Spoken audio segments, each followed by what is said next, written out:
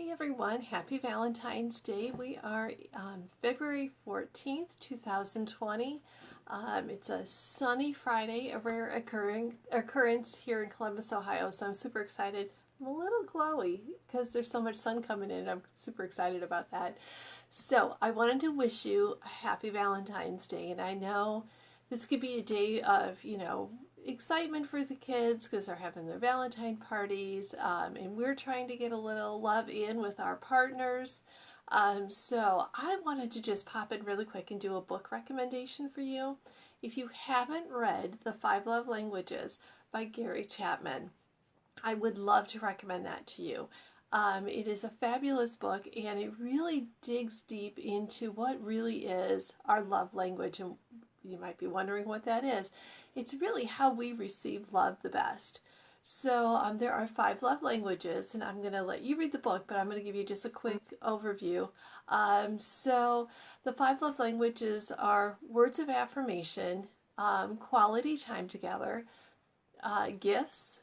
Some of us like to receive gifts, acts of service, and physical touch. So, and we each have usually a top love language, or sometimes we have two. I know when my husband and I did this, we each had our top two. So it's kind of fun to do this with your partner because that way you get to kind of know them better in why does that, why is that your love language, and kind of look at it a little differently of, oh, so this is how I can fill your bucket. So, sometimes we may be giving love in a certain way. Like I'm a words of affirmation person. I absolutely, it just comes naturally to me, and I'm always trying to fill other people's buckets with words of affirmation. What I didn't realize was that wasn't one of his. So I'm pouring this out and not realizing why he's not understanding it or getting it. So it was when we read the book, The Five Love Languages, that really started making sense. Like, oh, I'm communicating my love to you, but in a way that I receive it, not necessarily in a way you receive it. So pick up the book if you can.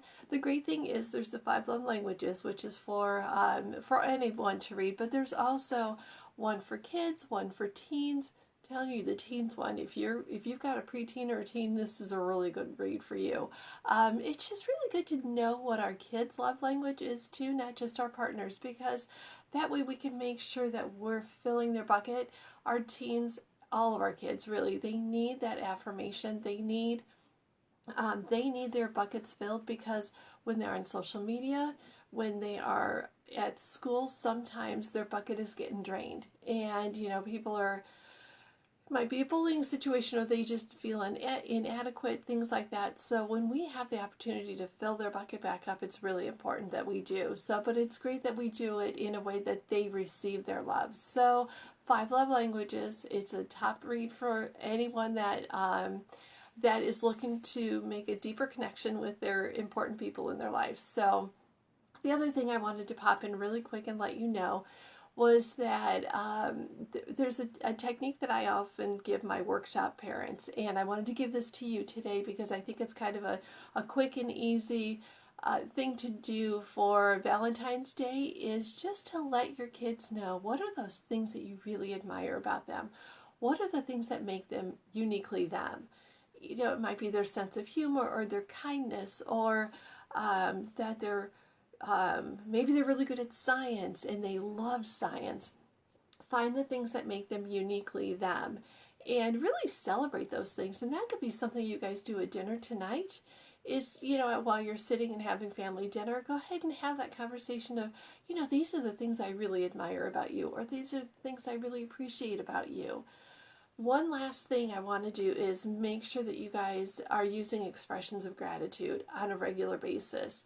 If you want someone to feel loved, then you're expressing your gratitude to them, and then they feel loved. So when you say, hey, thanks for doing that, or I really appreciate that you did that, that's another way of expressing love within that relationship. So five love languages.